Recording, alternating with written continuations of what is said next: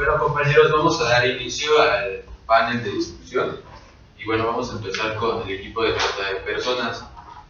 Bueno, la trata de personas es un delito que prohíbe la libertad de las personas o los obliga a hacer algún acto en contra de su voluntad.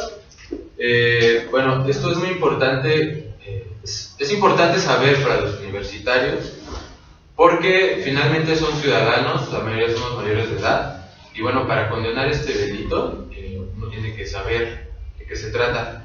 Y bueno, para saber más a fondo, más a detalle, mis compañeros nos van a platicar un poco acerca de la trata de personas. Compañeros, ¿qué es la trata de personas? Si gustas, yo te puedo contestar. La trata de personas, según el protocolo en contra de la trata de blancas, dice que al capturar, al transportar, al recibir a una persona y usar fuerza física, tanto psicológica, perturbarla durante un tiempo, hasta llegar al momento de que tú tienes la autoridad sobre esa persona, se considera trata. La trata se comenzó a dar como el término a finales del siglo XIX y comienzos del siglo XX. En Europa se secuestraban o se llevaban a chicas para países de Asia y África, con propósitos de mano de obra, esclavitud y sobre todo la prostitución. Hablando de trata de blancas, después se llegó al término que lo correcto por decir sería trata de personas, porque se empezó a dar la situación en que los países no solamente se quedó en Europa, se empezaron a manejar secuestros en toda Latinoamérica, especialmente en indígenas. Como dice la periodista María Sosa, que la trata de blancas o de personas no solamente se limita a la prostitución, sino también a la esclavitud y a la mano de obra forzada. Esto es sorprendente actualmente porque esto creo que va a seguir pasando. Muy bien, ¿algún otro compañero que quiera agregar algo a la definición de trata de blancas? Bueno, como somos, por la misma palabra trata de blancas, nos estamos enfocando en las mujeres. Las mujeres son las principales víctimas de este caso, que son tanto mujeres niñas de dentro de 12 años a mujeres en una edad reproductora avanzada. Y también es trata de blancas específicamente, no porque sean mujeres, sino porque eran en los tiempos, bueno, a mitades del siglo XIX fue cuando se inició lo de la trata de blancas. Y esto fue porque las mujeres europeas eran trasladadas a países del este de Europa, como los países, por ejemplo, a los continentes como África y a esos lados. Entonces, la trata de blancas se llama así porque las mujeres que transportaban eran de tez blanca. Ok, perfecto. Perdón. Y también, bueno, según la ONU y el reporte de los Estados Unidos de América contra la trata de blancas, dice que México es uno de los principales países donde se transita y se destina a la trata de blancas, porque, bueno, de hecho en la frontera de México y Estados Unidos se transportan anualmente 800,000 personas y la mayor cantidad de estas personas son mujeres. Entonces se puede decir que la trata de personas es más común entre las mujeres debido a su vulnerabilidad y la discriminación que hay en los países. Muy bien, ya sabemos qué es entonces la definición, ya sabemos en qué consiste, pero ¿cómo se manifiesta en la economía? ¿Cómo tiene que ver ahí? Yo puedo responder eso. A ver, dime. En cuestión de pobreza, la trata de blancas tiende a tener una relación bastante directa. Hay muchas causas que propician la generación de la trata de blancas, sin embargo la pobreza puede mencionarse como una de las principales razones por las que la trata de blancas tiene una mayor influencia en este tipo de sociedades. ¿Por qué? Cuando en lo que se están abriendo se están perdiendo las fronteras conforme a la globalización y todo tipo de cambios sociales que hemos estado experimentando hoy en día.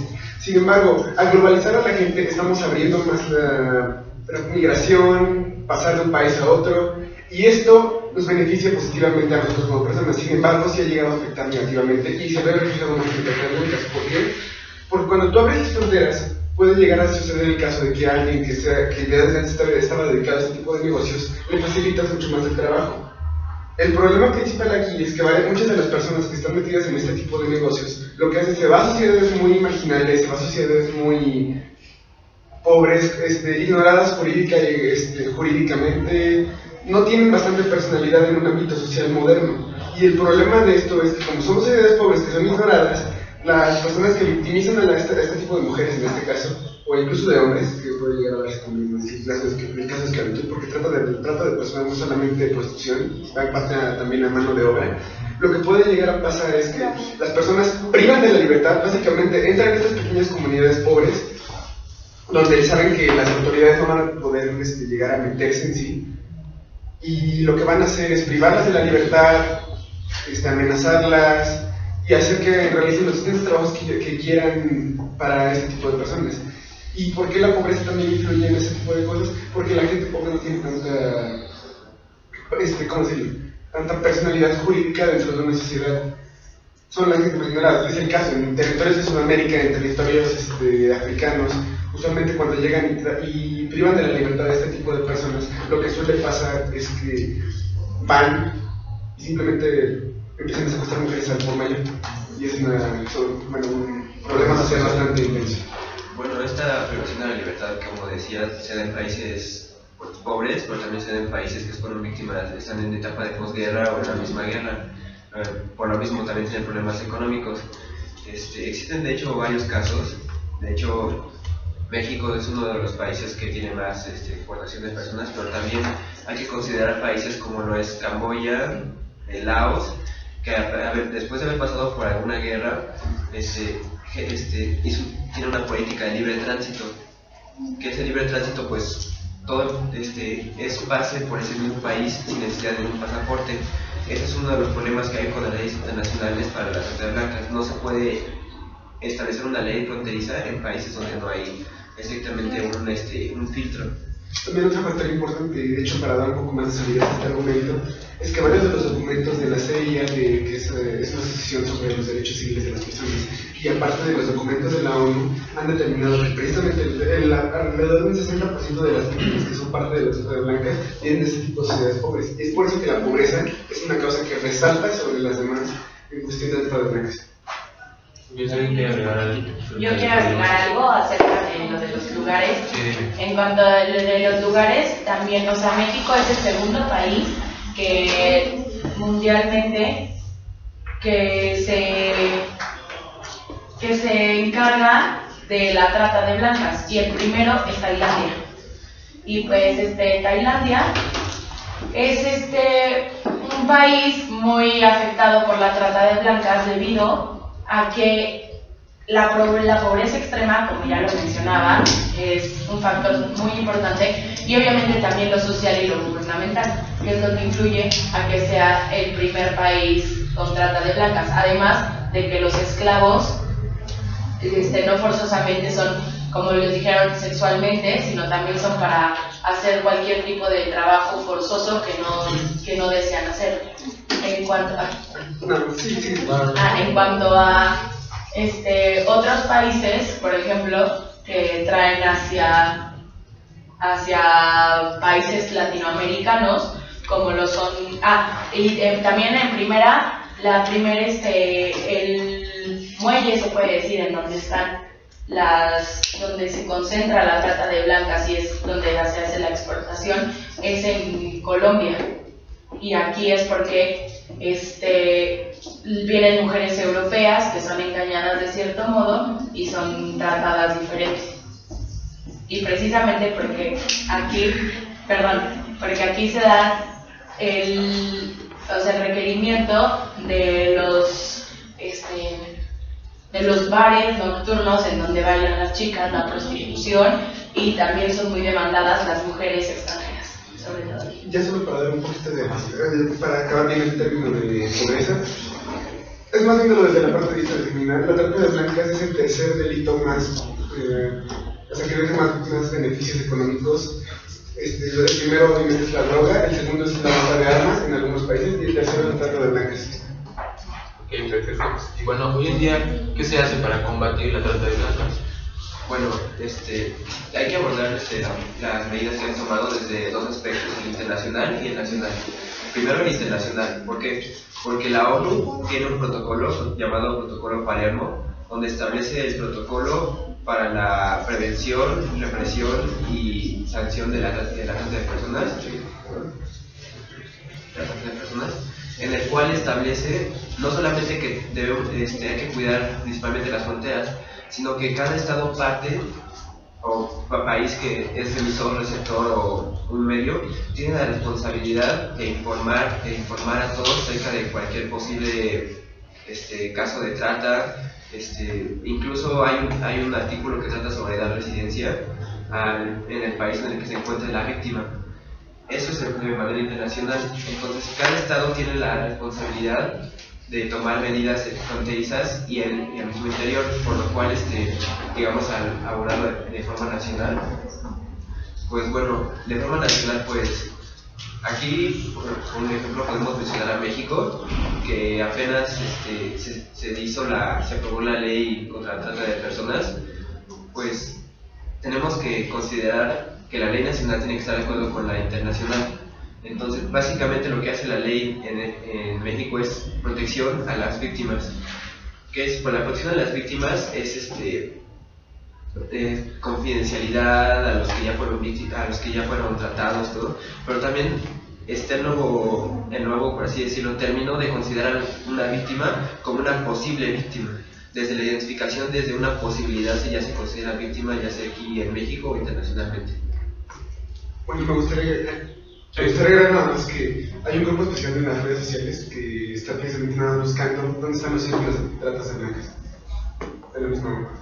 ¿Cómo? Hay un grupo que contrató la ONU y varias otras asociaciones que lo que hacen es buscar en internet dónde se encuentran centrados los grupos de tratas de blancas, básicamente que están vendiendo a este tipo de personas a través de medios electrónicos.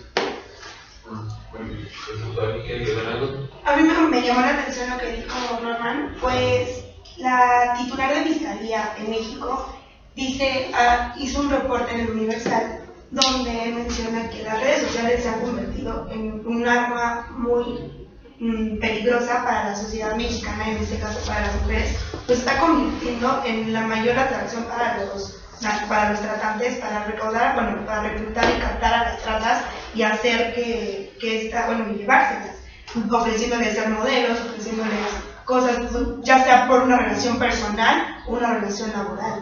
Y eso está haciendo que por este medio, que ya todo el mundo tiene las redes sociales, sea como el gancho para llevarlas y sacarlas. De hecho, hubo un caso de Marcela Loaiza, que vivía aquí en México. Ella fue contratada verbalmente, o sea, fue un contrato verbal nada más por una agencia de Japón para ser bailarina de ballet. Entonces ella se fue, pero pues resultó ser una mafia esa como empresa, y le empezaron a traficar, la llevaban a Colombia, a Japón, y la banda se llamaba Yakuza, que era como era un juego de póker, así le llaman a ella. Pero ella logró salir, después de 10 años logró salir de esa mafia, pero ahorita tiene muchísimos traumas psicológicos, físicos, y se tardó mucho tiempo en ella revelar su secreto. Pero aquí está la importancia de las redes sociales y de los medios no medios de comunicación, sino la falta de educación también de uno mismo, de no ser precario en ese tipo de contratos y de extorsiones.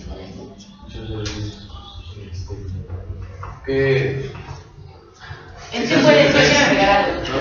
Que puede ser. Es una pregunta para mi compañero. Y bueno, a ver, ya nos dijeron cómo tratan este problema internacionalmente, pero por decir, aquí en México, ¿cuál es la sanción? La sanción. Bueno, depende del crimen que hayan, de cómo lo hayan cometido, por así decirlo, pero por lo general se le considera un delito mayor, entonces la sanción viene a ser lo que es cárcel sin libertad a fianza en la mayoría de los casos. Bueno, también hay que analizar el caso, pero eso vendría a ser la sanción en la mayoría de estos casos, por así decirlo. Okay. ¿Quieres decir algo? Sí, yo quería agregar algo acerca de lo de las redes sociales, que pues obviamente puede ser un arma de, bueno, es un arma de dos filos. O sea, algunas personas obviamente las afecta, pero a otras obviamente las beneficia, porque de esta forma, como también a los pederastas, que es algo que también han captado por medio del internet, porque pueden hacerse pasar por personas vulnerables a caer en sus redes, y eso es lo que hace contactar a organizaciones tan grandes con la red de trata de blancas. Entonces creo que es un arma de dos filos y hay que saber utilizarla, y creo que más que un arma de dos filos creo que es más benéfica, pero hay que saber darle las instrucciones necesarias a las personas que la utilizan y que no se confíen de la manera en la que se confíen. Y como lo comentaba, así como está pasando en las redes sociales aquí en México, está pasando en Brasil, en Colombia, en países latinoamericanos, porque con el paso del tiempo la trata de blancas ha crecido, que nosotros esperaremos que se fuera reduciendo, pero no es así. Se ha hecho un negocio mundial, haciendo una mafia internacional, teniendo convenios las personas que están en Europa con países como México, como Colombia, haciendo tratos de intercambio de personas, dinero, droga. No sé si mi compañero quisiera comentar. Sí, por ejemplo, tomando ese punto, por ejemplo, de las mafias, a nivel mundial se considera, bueno, que el producto que generan las mafias, el Producto Interno Bruto, vendría a ser equivaler al 1.5% de lo que genera el mundo, lo que es una cantidad increíble, viene a ser algo así como 387.000 millones de dólares, de los cuales de ese porcentaje son unos 32 millones de dólares que son generados por el tráfico de personas. Y bueno, al final, si tomamos en cuenta toda esta red criminal, en el mundo son afectadas muchísimas personas, de las cuales, por dar una cifra, son creo que 2.4 millones de personas que se ven involucradas en el tráfico de personas anualmente a nivel mundial. Ahora, yéndonos un poco más hacia México, por ejemplo, en México se estima que cada año, por dar una cifra, alrededor de 1.000 niños y niñas son secuestrados y son llevados a los Estados Unidos. Ahora bien, esto pasa porque tiene un importante impulso económico, ¿no? Como ya lo estaba diciendo. Y nada más mencionando, por ejemplo, aquí en México se conoce de 47 grupos criminales que se dedican, no exclusivamente, pero que tienen un papel importante en el tráfico de personas. Y como ya se mencionaba muchas veces, porque estos grupos son vulnerables, y por ejemplo países como México, que tienen una baja oferta laboral y una alta población, se ven obligadas a estas personas que necesitan una forma de mantenerse a emigrar a otros países. De hecho, creo que en Estados Unidos es de los 8.2 millones de personas que viven de forma ilegal en los Estados Unidos, una porcentaje de 5.2 son mexicanos, y la mayoría de ellos han llegado por estos tratos, ¿no? De que les ofrecen un mejor trabajo, les ofrecen algún tipo de empleo y se los llevan. O sea, ya la mayoría de las veces son tratados o de forma laboral o trabajo sexual. Regresando un poquito a lo de modos de relación entre básicamente clientes y los que ofrecen a este tipo de personas, el principal problema es que la mayoría de estas personas venden a través de internet, pero venden una seguridad increíblemente fuerte. Y el problema de que venden una seguridad increíblemente fuerte es que es muy difícil detectar de dónde se dio la compra, y no la pueden rastrear.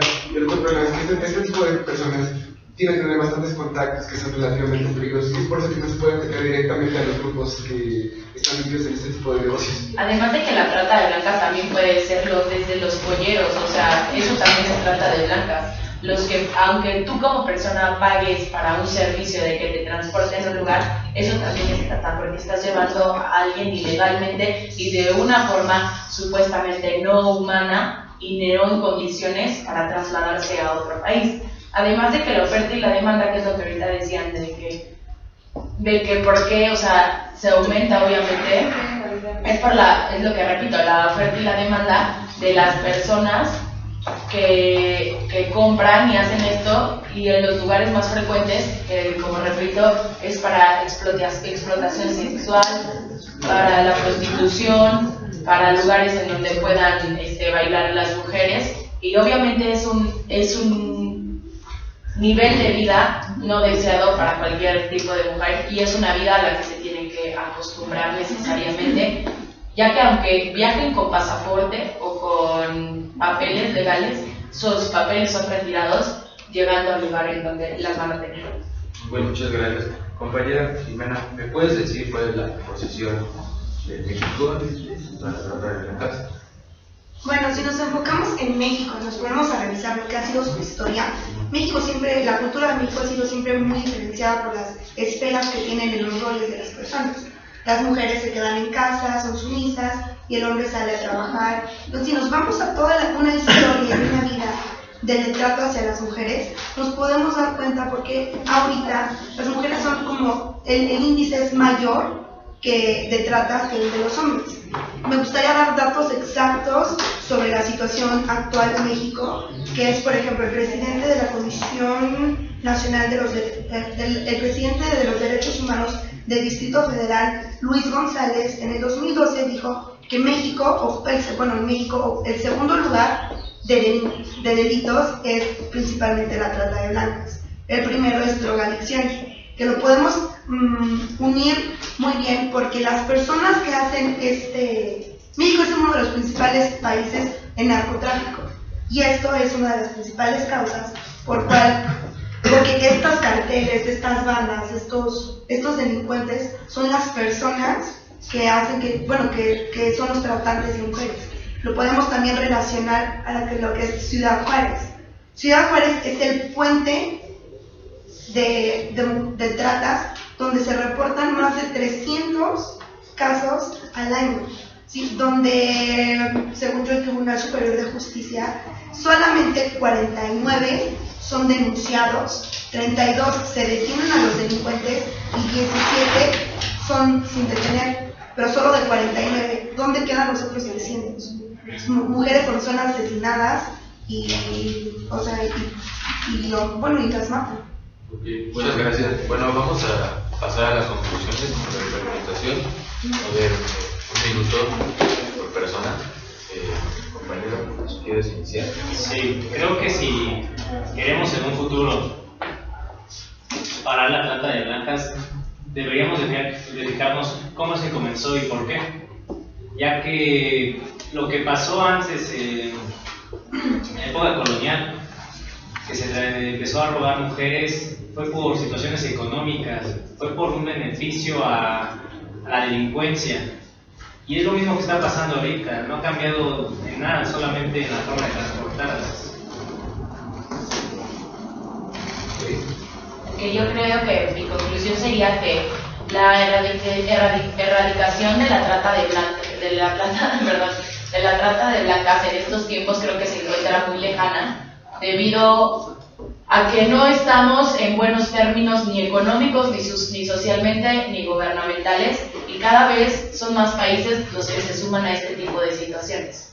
Entonces, la trata de blancas es un fácil acceso para la economía, desde que puedan transportar mujeres en sus cuerpos droga, desde que se puedan ser trasladadas para actos sexuales, y desde que puedan ser trasladados como los hombres también, como esclavos y trabajadores. Entonces esto es algo que necesita, se puede decir, la economía, mal hecho obviamente, pero es la forma de sacar algún valor monetario para el ser humano. Entonces creo que está lejos de poderse erradicar, sobre todo las mafias tan grandes que están creciendo como en México.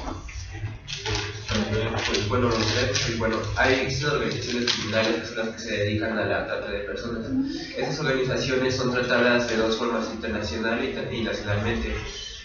Por ello es que se han creado redes con las cuales se juntan dos organizaciones, ya sean no gubernamentales o gubernamentales, para eliminar el transporte y evitar que se genere, prevenirlo. Ese es el factor más importante que debemos de aceptar, prevenirlo. Por eso debemos de considerar la situación económica de los países de la forma social e intentar culturizar un país de la forma para que haya denuncias y pueda por sí solo evitar este problema. Muchas gracias, Norma. Considero que estamos combatiendo algo que no podemos ni siquiera ver. Si no conocemos cuáles son estos, o sea, cómo podemos llegar a atacar a este tipo de grupos que se dedican a este tipo de actividades, entonces no podemos llegar a darles una limitante que al final de cuentas termine diciéndonos, bueno, pues entonces tenemos el grupo aquí, ya no van a poder realizar estas acciones.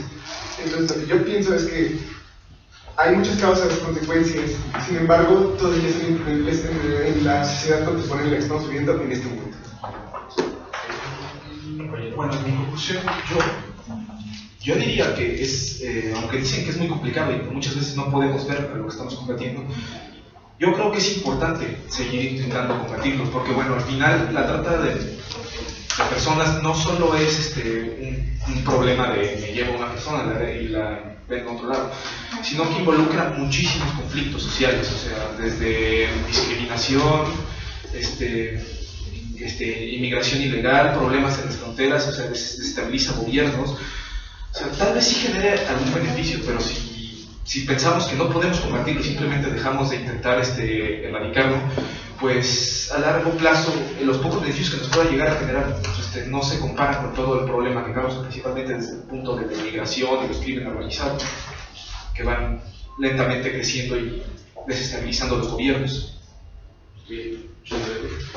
Bueno, yo considero que no es solamente como problema económico ni político, o sea, también tiene mucho que ver los valores y la educación que tiene la sociedad, porque si uno no respeta ni tiene una creencia hacia los valores de alguien más o los derechos de alguien más, pues obviamente esta persona va a pisotear los derechos de la otra persona. Entonces yo tengo muy presente que también es un problema de respeto hacia los derechos de las demás personas, de su libertad, de su seguridad y de su salud. Y siento que este es más allá de lo económico y de lo político, este es un problema que tiene muy marcado en México. Muchas gracias.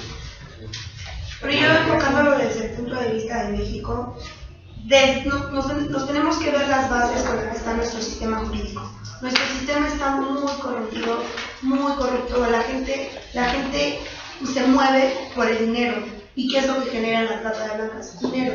Sí, es el mayor ingreso que reciben la trata de blancas después del narcotráfico. Entonces es muy difícil tratar de combatir, se tendría que cambiar todo un sistema donde la gente se siente reprimida y suprimida por tantas, por las amenazas que reciben si ellos actúan. Lo que mencionó Francisco fue algo muy importante, de que la gente debe de aprender a denunciar, a que no se puede quedar callada, porque ellas son las que fomentan este tipo, o sea, siguen permitiendo este tipo de violencia, al no reportar y no decir los casos. Yo creo que eso sería lo principal, educarlos. Y ya que son en las zonas con más pobreza, llevar educación a estas zonas y llevar protección, porque a los más marginados son los que más se dejan atrás. Okay, muchas gracias. Vamos a dejar unos minutos para alguna pregunta de la audiencia. Compañeros, ¿alguna pregunta?